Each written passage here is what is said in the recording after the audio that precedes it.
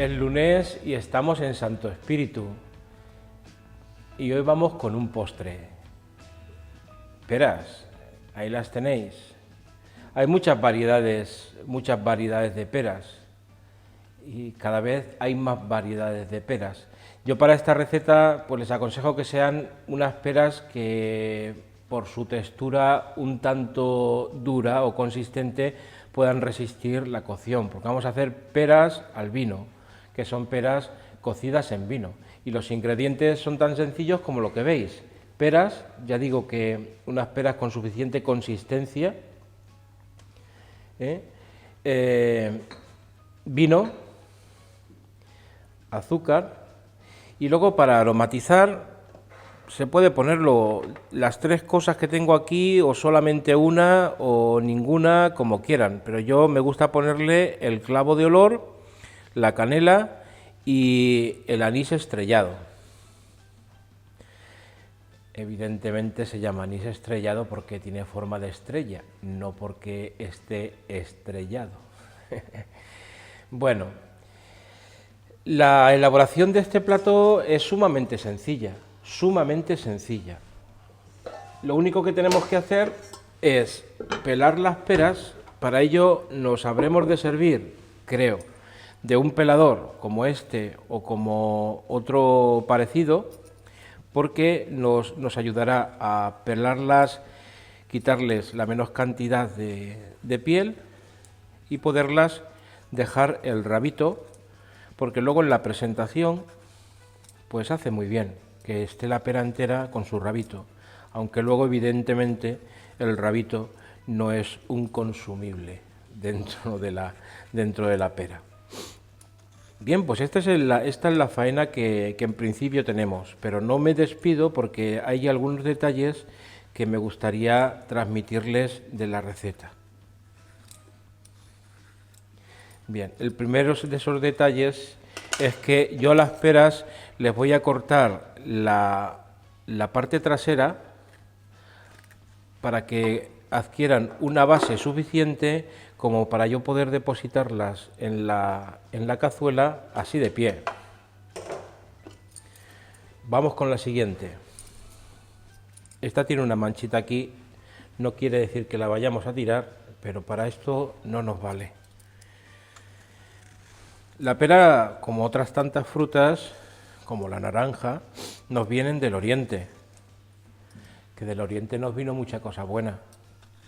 Entre otras cosas el sol, dicen que viene del Oriente, ¿no? Y el sol que nace de lo alto, nuestro Señor Jesucristo nació en el Oriente. Las iglesias están orientadas todas hacia el Oriente. Las iglesias que son antiguas, las nuevas ya dependen de las estructuras urbanísticas, pero las iglesias antiguas están todas orientadas al Oriente, de tal forma que cuando el sacerdote decía misa, que ya saben que ustedes que lo decía no de espaldas al pueblo, sino de cara al sol, de cara al oriente, la misa que se celebraba al alba o a la caída del sol estaba orientada según el sol, mirando hacia el lugar de donde viene el sol, del oriente, el sol que nace de lo alto. Bien, todo esto porque las peras vienen del oriente. La pera, como la manzana, pues son frutas muy buenas para nuestras economías, porque son frutas que no suelen ser muy costosas cuando están en su temporada. La pera es algo más delicada y algo más jugosa que la manzana, pero no desdice de la manzana. Una cosa interesante que han de saber de las peras es que la pera, a diferencia de la manzana, no adquiere su máximo esplendor en el árbol, porque si tú dejas la pera en el árbol hasta el momento de la maduración, coges una pera que ya ha sufrido una degradación, porque la carne de la pera se hace como más harinosa y sobre todo el corazón de la pera empieza a degradarse, a corromperse. Es decir, cuando uno va a coger una pera que está madura en el árbol, lo más normal es que cuando la abra se encuentre con que el corazón de la pera está corrompido, está negro. Entonces las peras es necesario cogerlas antes de su maduración y conseguir la plena maduración en un lugar pues seco, aireado, a una temperatura de unos 18 grados más o menos, y nunca meter las peras en bolsas.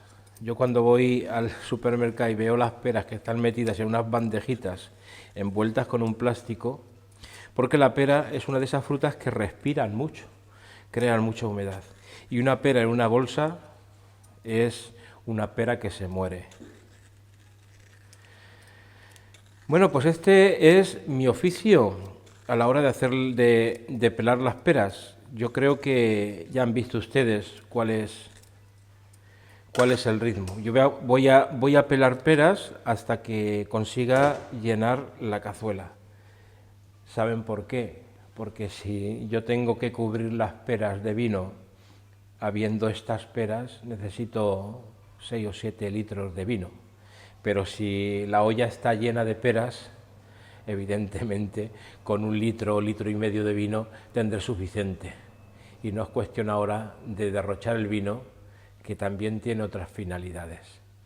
Bueno, me dejan que vaya llenando la cazuelita de peras y volvemos a la hora de añadir el vino y los otros aderezos.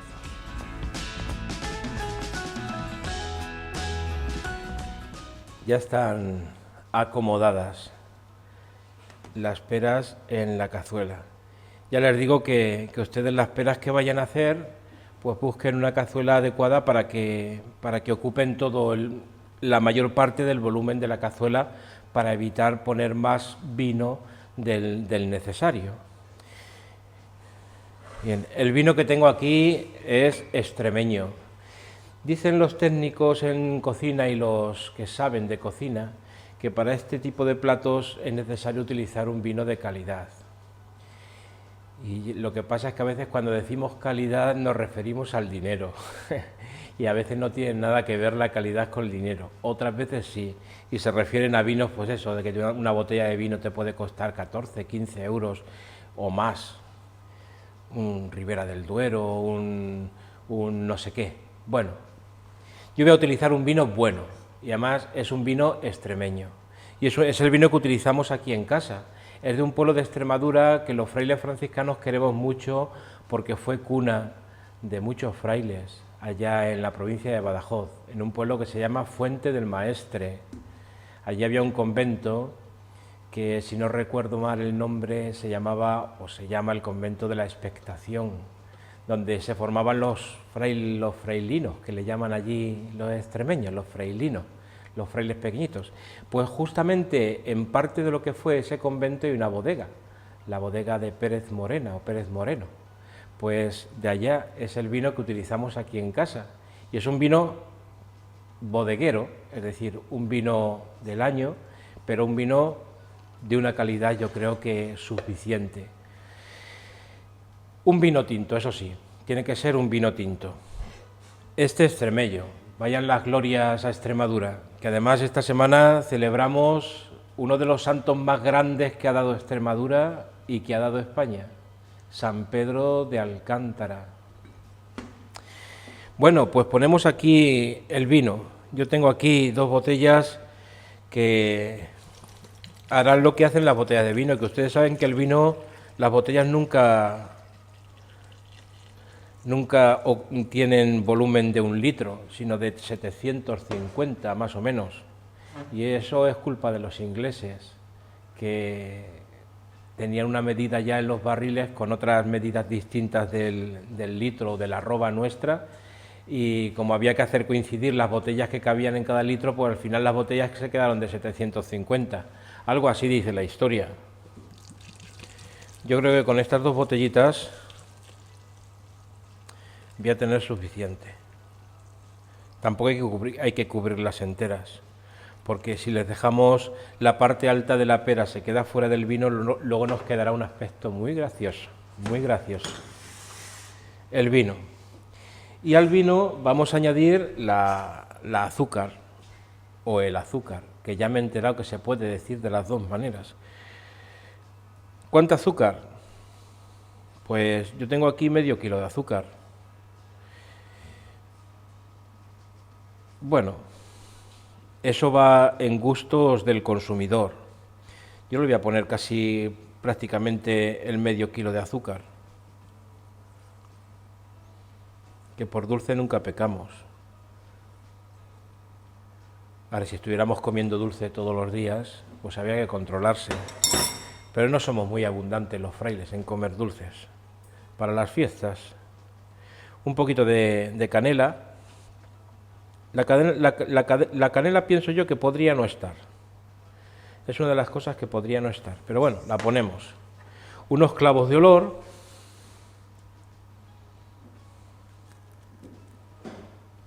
Saben, San Pedro de Alcántara era un fraile que, como dice su nombre, nació en un pueblo extremeño, en la raya con Portugal, Alcántara, que le sonará por lo del puente de Alcántara, un monumento precioso, un puente romano. Bien, pues nació en Alcántara y fue a estudiar a Salamanca, conoció a los frailes, entró en los frailes franciscanos, pero por su deseo de ser más fiel al carisma de San Francisco inició una gran reforma que luego se conocieron como los frailes alcantarinos, que fundaron una provincia que prácticamente ocupó toda Extremadura, parte de Andalucía y llegó incluso hasta aquí, hasta la zona del Levante. Si alguna vez van a Cáceres o a Plasencia, esto es anís estrellado, si alguna vez van a Cáceres o a Plasencia, no se olviden de visitar el convento del Palancar, que está en la ruta de Cáceres hacia Plasencia, en lo que se llama la Vía de la Plata, pues más o menos a la mitad, entre Cáceres y Plasencia, hay que retirarse un poquito hacia un pueblo que se llama Torrejoncillo o Coria, y se pasa al lado del Palancar. Es un lugar exquisito, exquisito por lo pobrecillo, pero es tan bello y es tan hermoso en lo pequeño. Es un convento, fíjense, ven esta cocina, tendrá unos 50 metros cuadrados. El convento de San Pedro de Alcántara creo que tiene 70 metros o 72 metros cuadrados. En el convento de San Pedro de Alcántara hay todo lo que hay en un convento: claustro, iglesia, 8 celdas, una enfermería, el claustro, la cocina, el comedor, en 72 metros. El claustro, te pones con los brazos abiertos y llegas de un lado del claustro al del frente. Es como, qué sé yo, como una casita de muñecas, una cosa es... San Pedro de Alcántara quiso demostrar a los frailes que se puede vivir en un convento con todo lo que un convento tiene, pero más pobrecillos, y se pasó de pobrecillo, pero ahí está, y es un lugar exquisito, ya no solamente el convento en sí, sino todo su entorno. Allí estamos los frailes, allí vive una comunidad de frailes dedicados a la contemplación. Bueno, voy a dar fuego a esto y no nos falta nada más que las peras se cuezan. Yo les invito a tener algo para pincharlas, un pinchito de esos que se utilizan para hacer los pinchos morunos, alguna cosa de esas para pincharlas, y cuando el pincho entre sin dificultad hasta el corazón de la pera, entonces que la pera ya está cocida.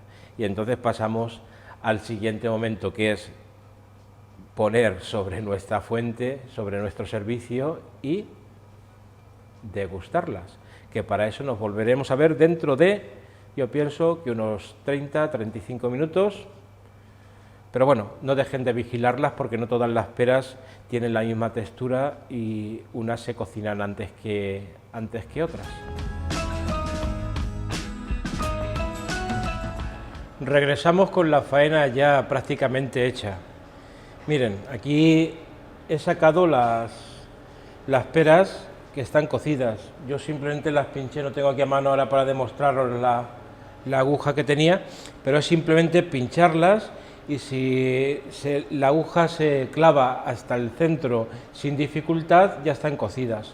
Hay que tener cuidado de no cocerlas demasiado para que no se nos deshagan, evidentemente. Yo ya dejé aquí afuera estas dos para el plato del servicio. Y aquí, por eso las tengo sacadas, las saqué y he mantenido al fuego el vino hasta que ha adquirido una textura de almíbar.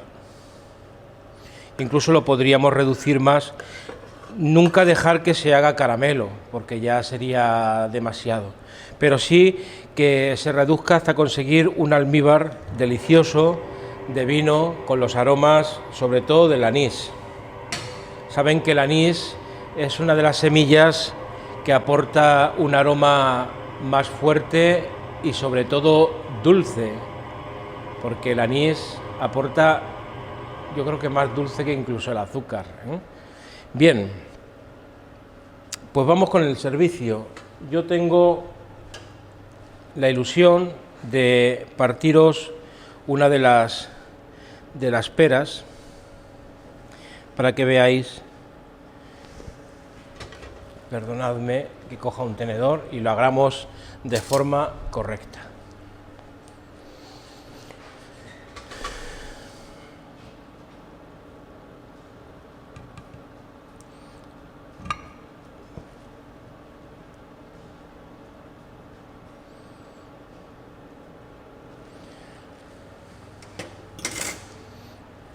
Bien, pues ahí tenéis las peras bien cocidas. Yo tengo aquí unas uvitas, porque había que adornar la cosa un poco, unas uvitas tal cual. Las voy a echar aquí que se embadurnen un poquito con el almíbar. Vuelven a lo suyo, porque el vino no deja de ser zumo de uva.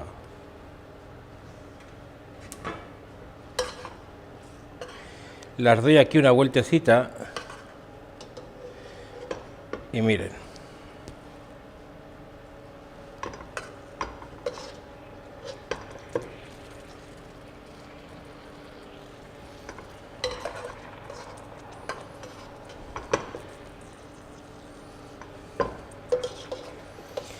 La verdad es que el bocado de esta uva, que tiene la textura del fresco, pero el dulce y el calor por fuera. Y ahora voy a apagar el fuego de no quemarme.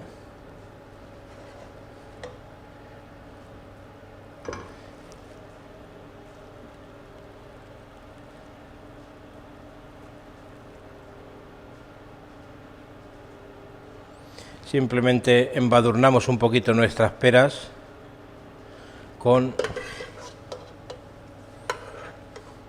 Quería encontrar, pero ahora no la encuentro. No la encuentro. Una estrellita de... que hubiera quedado bonito, hay una estrellita de anís. Y este otro líquido, pues, lo echamos en las otras.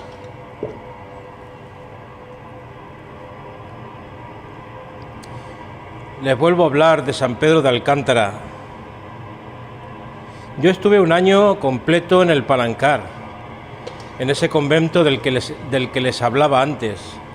Aquí hay otra uvita, en ese convento del que les hablaba antes. Fue un año maravilloso. Fue el año precisamente... Se me ha caído el micrófono y no me oirán. Ah, no, está aquí.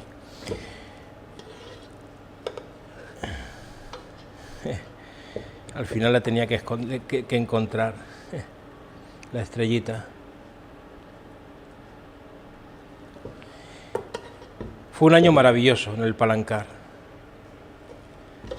La gente cuando visitaba aquel lugar se sorprendía mucho de la austeridad y de la pobreza del lugar. Pero ya les digo yo a ustedes